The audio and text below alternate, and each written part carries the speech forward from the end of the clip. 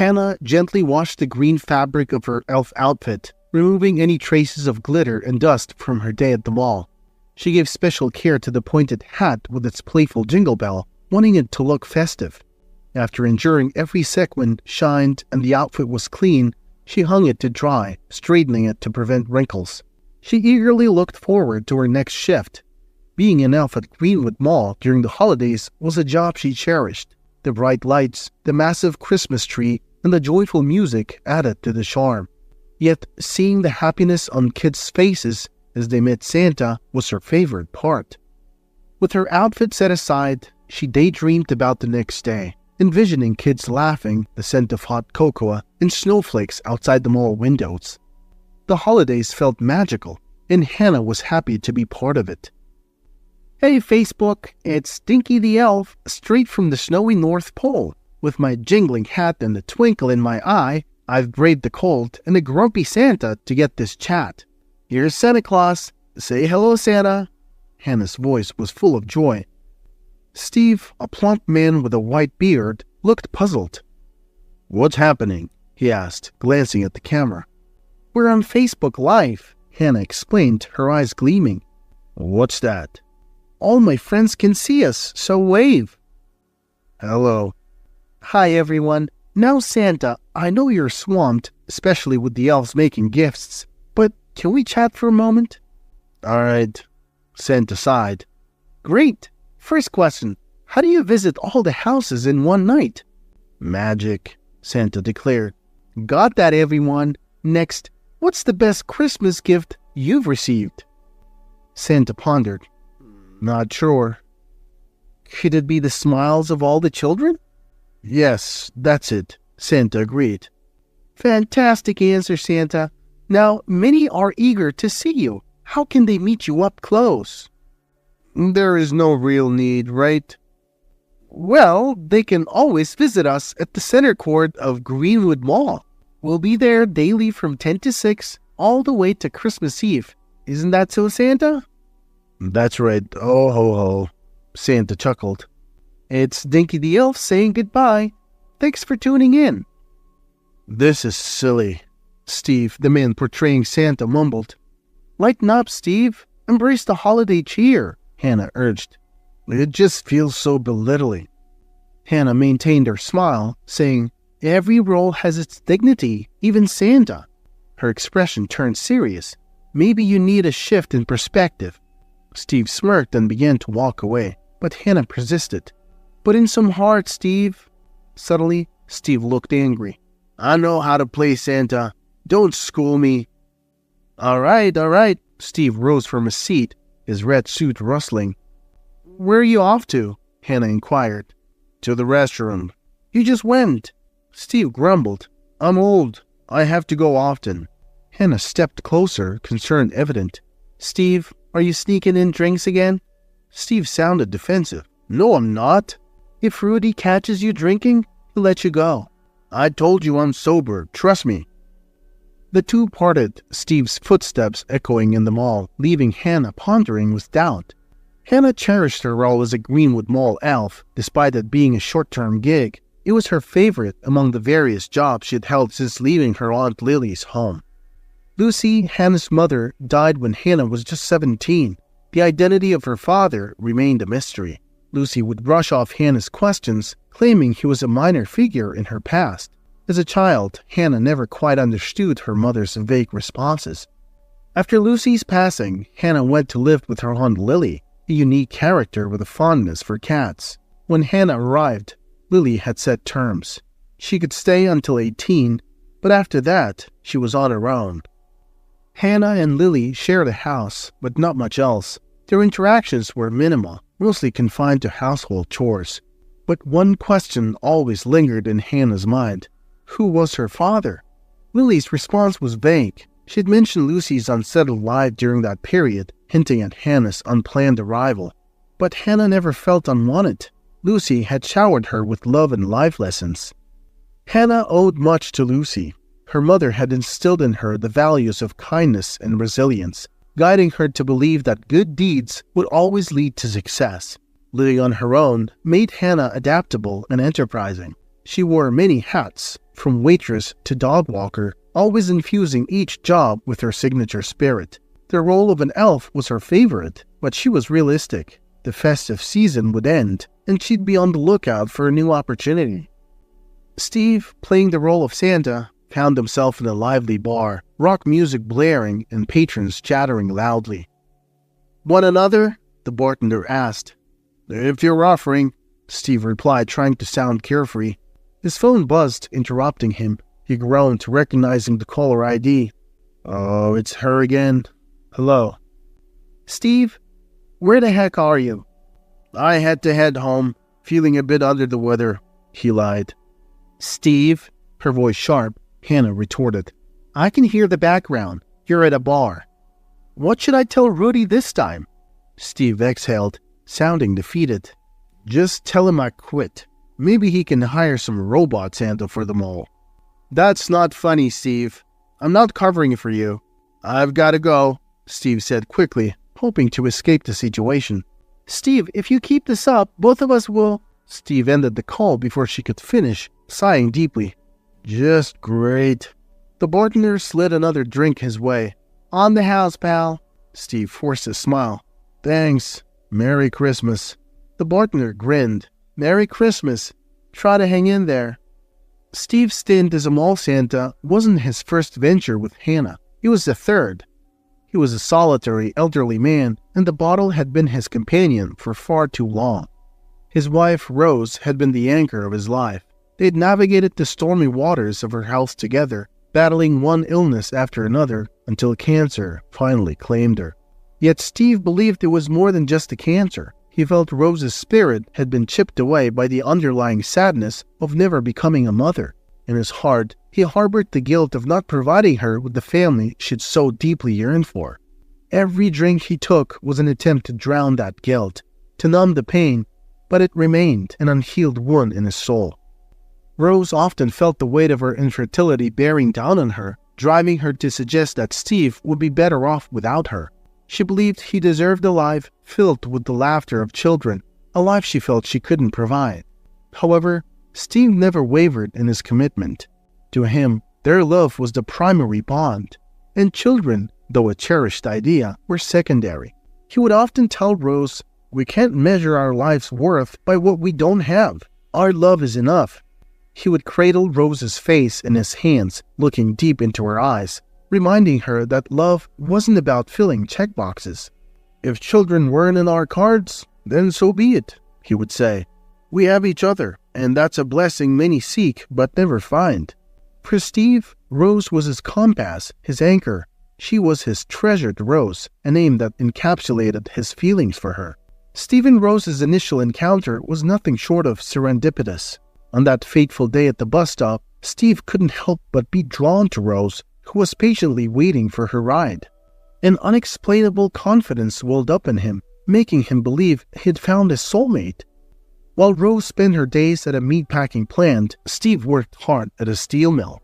Mustering up the courage, Steve approached Rose, asking with an endearing awkwardness, "Can I wait for the bus with you?" Rose looked up, a hint of surprise evident in her eyes. She considered his question, deeming it both strange and oddly sweet. Upon the bus's arrival, they climbed aboard together, despite it not being Steve's route. Engrossed in conversation, the journey flew by, and before they knew it, Steve was walking Rose to her front door. Steve was a down-to-earth fellow, never really diving deep into the world of romance, but with Rose, it felt different. He was certain she was the one. For 23 harmonious years, the couple lived life's ups and downs, largely undisturbed by the void left by their inability to have children. However, with time, the topic resurfaced, casting a shadow over their bliss. The issue became a recurrent theme of their disagreements. Sometimes, in a surge of guilt and emotion, Rose would urge Steve to move on, find someone who could give him the family she couldn't. She occasionally instigated disagreements, hoping Steve would leave. In a particularly heated moment of anger and frustration, Steve sought solace in the bar. A series of poor decisions followed, culminating in a night with a stranger. The morning brought sobriety and intense remorse, but he couldn't muster the courage to confess. Some years down the line, an anonymous envelope arrived. Inside was a photo of a toddler girl, her innocent eyes staring back at Steve. The message on the back read, "This is your daughter.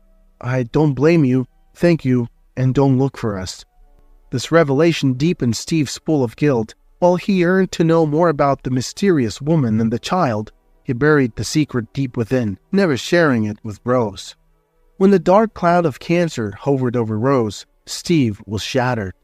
Despite his utmost efforts and unwavering support, he couldn't save her. With her loss, loneliness consumed him, and the bottle became his escape, a brief respite from the relentless pain and guilt. The habit soon consumed him, and before he realized it, he was jobless, no longer working at the mill.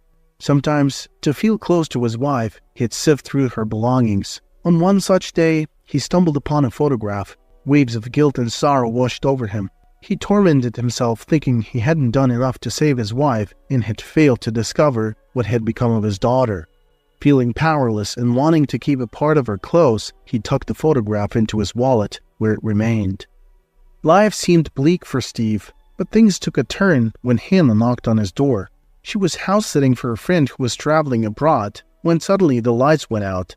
Fearing she had caused it, she approached her only neighbor's house for help. From behind the door, a gruff voice answered, "What do you want?" A little taken aback, Hannah responded, "Hello, sir. I'm staying next door. My lights went out. Is your power working? Could you help me, please?" "No," came the brusque reply. With a hint of confusion and disappointment, Hannah said, "All right, thanks anyway." She started to descend the stairs, heading towards the sidewalk, when the door creaked open, revealing an elderly man. "Out of all the houses, you had to knock on mine?" the man grumbled, his expression hinting at a mix of annoyance and curiosity.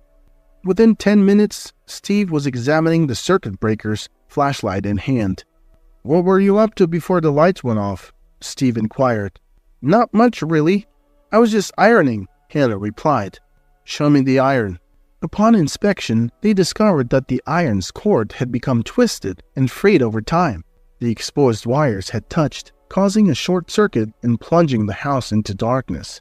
Once the lights flickered back to life, Hannah, feeling grateful, invited Steve over for coffee. She took note of his tattered clothing, unkempt appearance, and the unmistakable odor of alcohol. These signs painted a picture of a man going through tough times.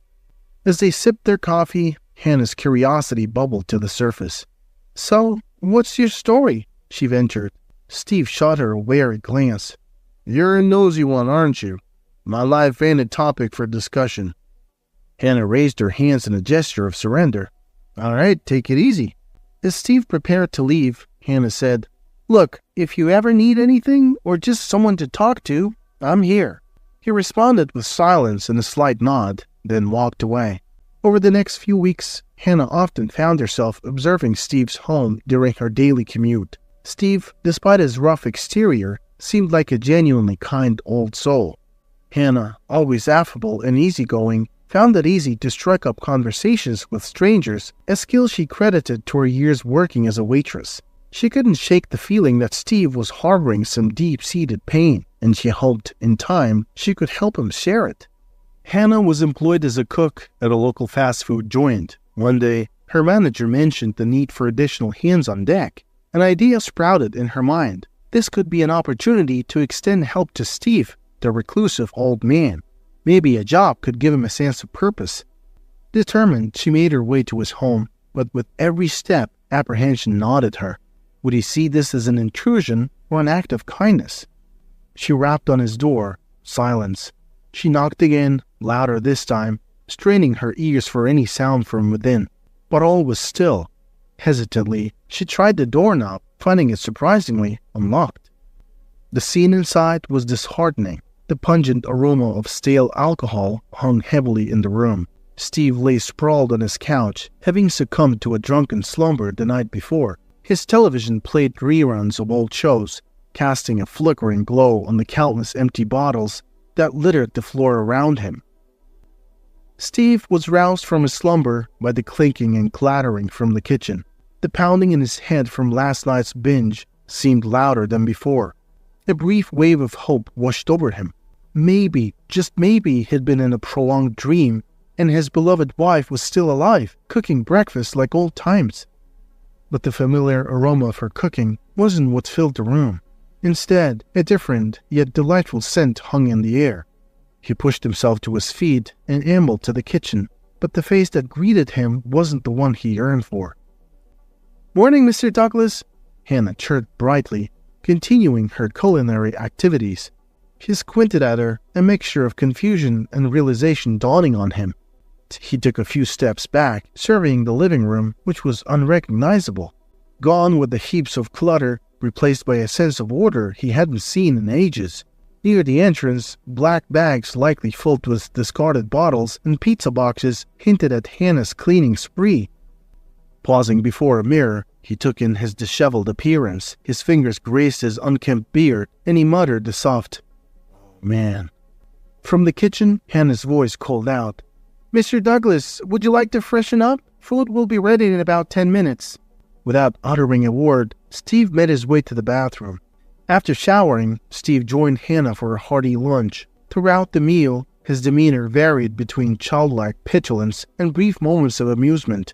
However, Hannah remained undeterred. She saw past his external gruffness, sensing a kind heart overshadowed by a tumultuous past. After some casual chatter, she decided it was time to share her idea with him. 2 days later, Steve found himself working side by side with Hannah. The regimen of a steady job, which required him to rise early and commit 5 days a week, was a stark change from his recent lifestyle. Adjusting to his newer routine proved challenging, and every morning, like clockwork, Hannah was at his door, nudging him awake and ensuring he was prepared for the day ahead. However, one fateful morning, after a night of heavy drinking, Steve bolted his door from the inside. Hannah's persistent knocking yielded no response. At work, she scrambled for an explanation to cover for his absence. Later that evening, she confronted Steve about his behavior. He sheepishly apologized, vowing not to repeat it. Yet the scenario played out again just a week later. It hadn't escaped the notice of Hannah's boss that Steve sometimes reeked of alcohol when he arrived for his shift. This last incident was the final straw. Despite Hannah's plea, Steve was let go. "Foolishness," Steve shouted, anger evident in his voice. "Who needs that pitiful $6 an hour?" Hannah paused, taking a deep breath to calm herself. "Listen, Steve," she began gently. "I have a backup idea. If the restaurant isn't your scene, I've got a different angle. The festive season's around the corner, and I'll be working as an elf at the mall." She shot him a mischievous grin. "Now, look at you. The age, the beard. Ever thought about playing Santa?" Despite his initial reluctance, Steve couldn't ignore the genuine concern and determination in Hannah's eyes, and even though he was far from thrilled about the idea, he finally agreed, swayed by Hannah's unwavering support. Steve was nursing his fourth drink in a lively bar. Glancing around, he noticed an unusually high number of patrons dressed as Santa. Chuckling to himself, he inquired about the phenomenon to the bartender, a young woman who was grinning ear to ear. "Oh, those are college kids from the local university," she said, her eyes gleaming with glee. "Every year they dress up as Santas and go on a bar crawl. Good for me. They've been tipping like crazy tonight." Steve, unfamiliar with this tradition, found the entire scene amusing. "Sounds like a fun night for you," he remarked. Just then, a wobbly college student, his Santa hat askew, stumbled to the counter. "Can I get another carbon?" he slurred. The bartender raised an eyebrow. "You might have had enough, buddy," she cautioned. The student, eager to prove himself, began walking an imaginary straight line, adding in some hops for good measure. Midway through, he lost his balance and crumpled to the ground. Grinning sheepishly, he admitted, "Okay, maybe I'm a bit plastered," as he clambered to his feet, using Steve's shoulder for support. Steve, trying to defuse the situation, gently advised, "Maybe pace yourself, young man." Eyes wide, the student took a moment to really look at Steve. "Dude, you look legit. That beard, those glasses, you got the full Santa vibe going on. And here I am, with just this cheap coat and hat. Mind if I feel that beard?" Steve raised a hand defensively. "Back off, kid." Undeterred, the student continued, How about a quick sit on Santa's lap then? Steve was starting to lose his patience. Enough with the antics. In a last-ditch attempt, the student waved at the bartender. One more car bomb for me and my new Santa buddy here. Steve quickly intervened. I'm good, thanks. Just take it easy tonight, alright? The student, still in high spirits, beckoned for Steve to join his rowdy crew, making the night all the more memorable. Steve was doing his best to block out the young Santa imposter's antics, hoping the kid would soon lose interest. Eventually, the tipsy student admitted he needed to go relieve himself of some of the night's indulgences and promised to return for another round. Steve chuckled, then refocused his attention on the bartender. You know, Jill, Steve began, addressing the bartender with a hint of melancholy. I've had my share of ups and downs, lost some, gained some. Never imagined I'd be playing Santa at this stage of my life. Yet here I am, in this red suit, drinking away the night. Shaking his head, he said, Excuse me a moment, and made his way to the restroom. While washing his hands, Steve took a long look at himself in the mirror, water dripping from his grizzled beard. He muttered, Enough with the self-pity, old man. Just as he was about to leave, a soft groan echoed from one of the stalls. Concerned, Steve approached the door. Hey, are you okay in there? Buddy, can you hear me? Getting no coherent response, Steve warned, I'm coming in, all right? He swung the stall door open to find the boisterous student sprawled on the floor, drunkenly declaring himself the king of shots. Steve sighed. Sure you are, but right now, you need to head home. The kid weakly protested, wanting to stay and party. Steve pulled out his phone, attempting to call a taxi. However, when he asked for the young man's address, the reply was the name of a town considerable distance away. Frustrated, Steve pressed. Who are you with? Someone has to take you home. The student's only answer was a deep drunken snore. Steve, exasperated, but not wanting to leave the boy unattended, stepped out into the main area of the bar to seek help. Hey, does anyone know the young guy from the bathroom? Anyone familiar with him? Steve shouted over the din of the bar. Most people just stared, some pointing with amusement. Look, Santa's here! Anyone? The car bomb guy? Steve persisted. Oh, that dude? No clue, but he's a riot. A group cheered, lifting their glasses in a toast. Amidst the noise, Steve tried to convey the urgency of getting the young man home. Outside, the cool night air was a welcome relief from the stifling bar. Steve and the inebriated student sat on a nearby bench, waiting. A distant train whistle pierced the silence. That's your train, buddy, Steve began, trying to ensure the student understood. Once you're on board, hand the conductor your ticket. Ask him to remind you of your stop. Got it? The kid murmured an indistinct, uh-huh. Wanting clarity, Steve pressed. Can you repeat that back to me? Again, the same vague, uh-huh came in response. Steve heaved a sigh, concern evident on his face. He wasn't confident the young man would manage to get home safely in his current state. Suddenly, the student mumbled, I think I'm gonna be sick. Reacting quickly, Steve grabbed the student's Santa hat, holding it out for him to use. After the young man finished, he seemed momentarily revived. Seeing this, Steve declared, All right, looks like you're feeling a bit better. Time for us to part ways. No sooner had the words left his mouth, the student was sick again. Really? Steve sighed, rubbing the bridge of his nose. The soft hum of conversations and clinking dishes served as background noise in the cozy diner. As the steam rose from their freshly refilled coffee mugs, the waiter passed by with a nod. Here, take my toast, Ethan, Steve urged, pushing the plate towards him. I'm alright, really, but thanks. Trust me, you'll thank me later. It'll help settle your stomach. Eat. Ethan reluctantly took a bite, and as he chewed, Steve probed deeper. You live with your folks, right? Yeah, but they're out of town right now. On a Christmas vacation without their son? That's unusual, Steve noted. Ethan shrugged. Honestly, they're jerks for leaving me behind. Steve leaned back, taking a sip from his cup. Well, you should still appreciate having them around. Ethan looked up, annoyance clear on his face. They're not really there for me, you know? Steve raised an eyebrow. Sounds like they provide for you. Ethan scoffed. Only because it makes them feel good. My dad's obsessed with money and my mom, she just likes the idea of having me around. Probably to brag to her friends or something. You might think that, Steve countered.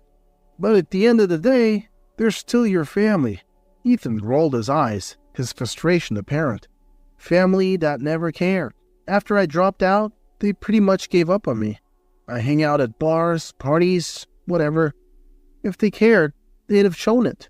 Steve nodded, understanding the depth of the young man's pain. Steve saw a bit of himself in Ethan, a younger version filled with resentment and pain. As they talked, the two found comfort in their shared experiences, and the hours flew by.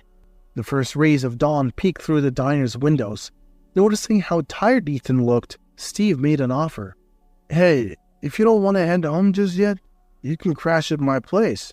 I've work at 11, and I hope they haven't let me go after last night.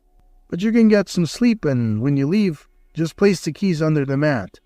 Ethan looked at Steve, a mix of gratitude and embarrassment in his eyes. I can't believe you're being this kind to a stranger, but honestly, I could use a place to rest. It's no trouble at all, Ethan. Let's help each other out. It wasn't just kindness that motivated Steve. He saw in Ethan a chance to make a difference, much like Hannah had done for him.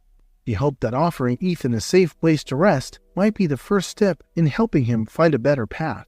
Deep down, Steve knew that this gesture was also a way of honoring Hannah's impact on his life.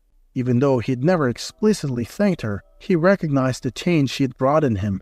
Helping Ethan felt like a way to pay that kindness forward. Steve's house came into view, and to his surprise, he saw Hannah patiently waiting on the porch steps. You took the world's longest bathroom break, she remarked with a hint of teasing in her voice, yet her eyes clearly showed concern. Steve rubbed the back of his neck, feeling guilty. I messed up, Hannah. Ended up at a bar. I figured as much, she replied. Just wasn't sure which one. And your boss? What did you tell him?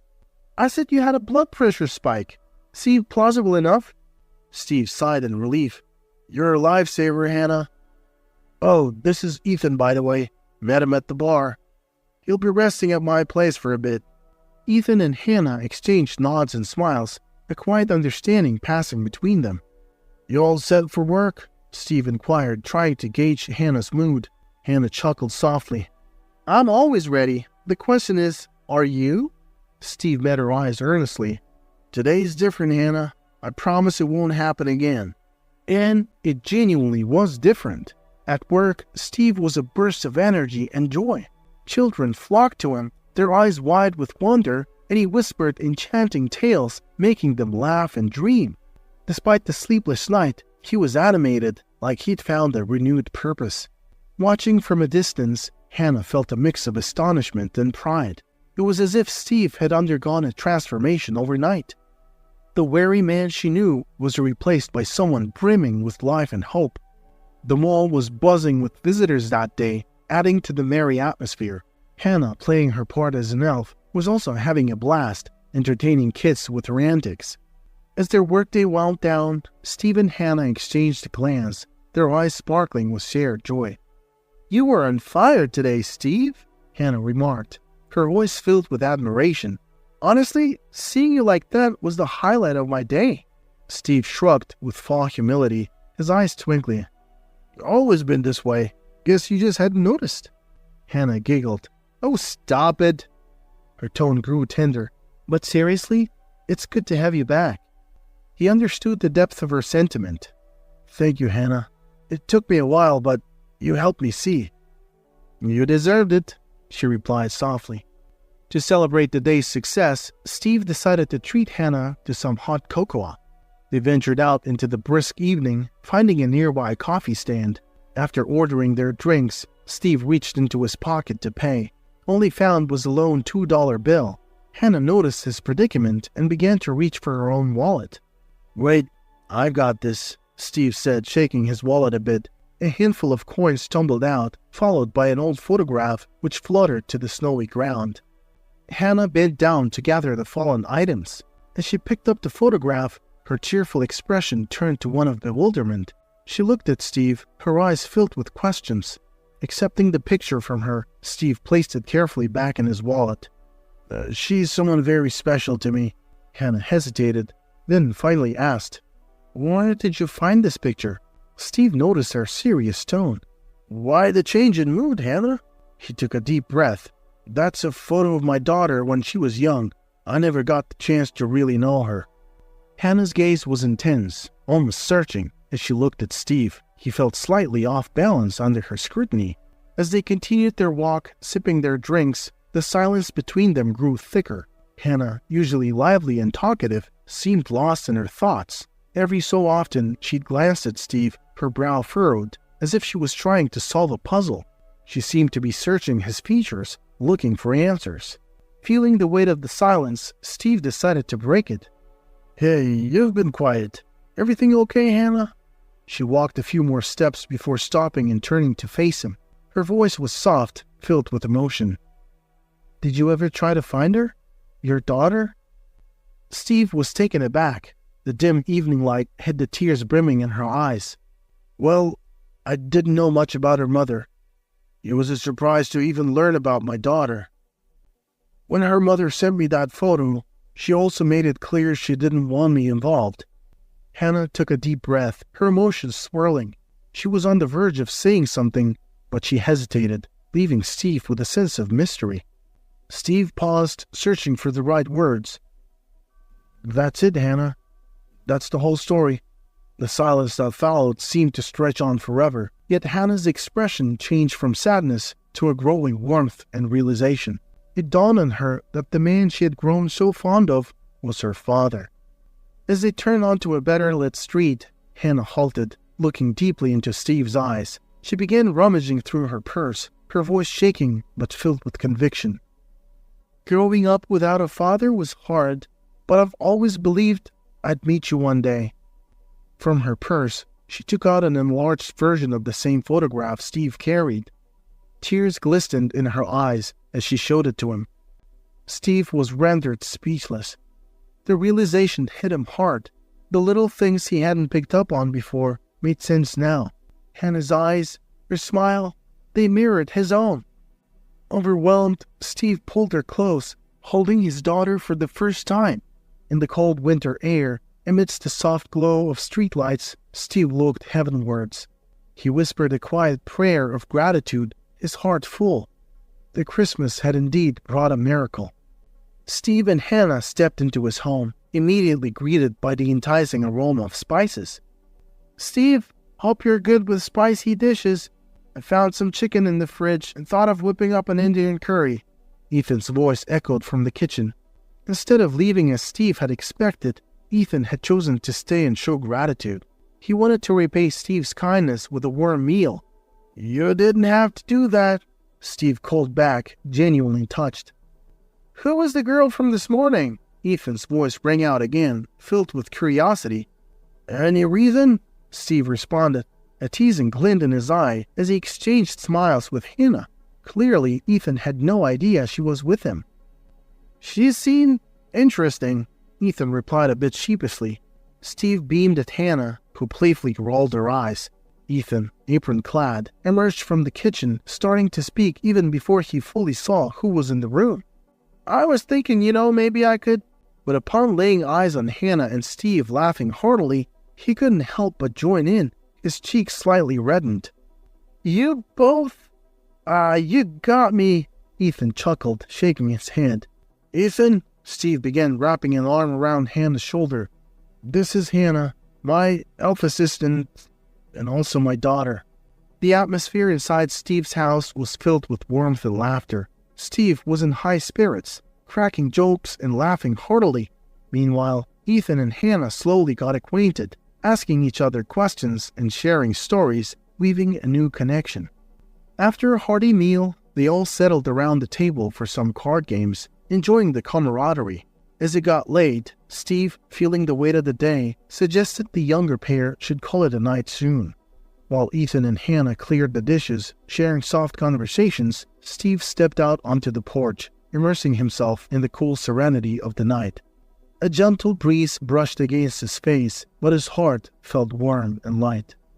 He had finally found the peace he had been yearning for. With a newfound family and a strengthened bond, Steve felt hopeful and certain that his future would be filled with joy and tranquility. He looked up, the stars shimmering like diamonds, and in silent gratitude thanked the heavens above for the blessings he had received.